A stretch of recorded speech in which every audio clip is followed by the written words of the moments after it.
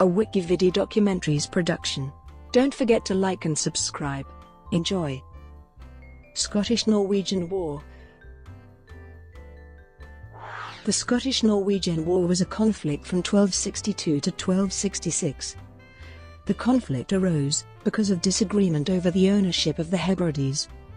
The war contained only skirmishes and feuds between the kings.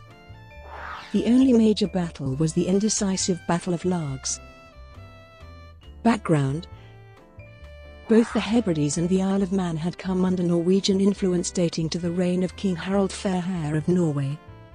Norwegian control had been formalised in 1098, when Edgar, King of Scotland, signed the islands over to King Magnus III of Norway, setting the boundary between Scots and Norwegian claims in the west. The Scottish acceptance came after the Norwegian king had imposed more direct royal control over the Hebrides as well as Orkney and the Isle of Man in a swift campaign earlier the same year, directed against the local Norse Gaelic leaders of the various islands. In Norwegian terms, the islands were the Southrier, meaning Southern Isles.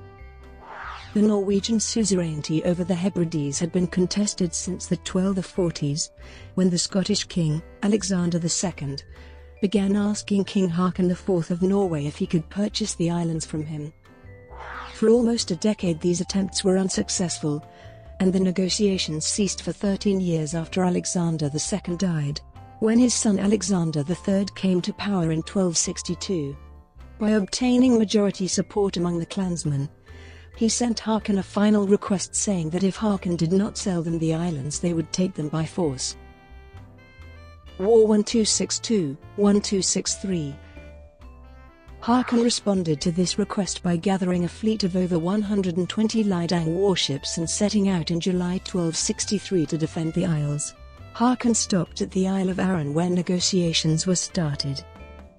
Knowing Haakon had to win a decisive victory before the winter, Alexander III stalled during the negotiations until the autumn storms. In October 1263, several of King Haakon's ships became stranded at Largs in stormy weather. A rescue party was sent ashore to help salvage the ships, where the Scottish forces launched a surprise attack, and a minor skirmish followed. The battle ended indecisively. The following morning King Haakon's forces sailed back to Orkney for the winter, where he died in December. Haakon's successor, King Magnus VI of Norway, had problems at home and lacked the funding to launch a new expedition. Resolution: although the war was not really decided while Haakon was king, he was a major player in the events leading up to the conflict. Alexander III captured the Hebrides in 1264, and then made another formal claim to the islands which were bought from Norway for 4,000 marks, and 100 every year after under the terms of Treaty of Perth, by which the Scots at the same time recognised Norwegian rule over Shetland and Orkney. Brought to you by WikiVidi Documentaries. Would you like to know more?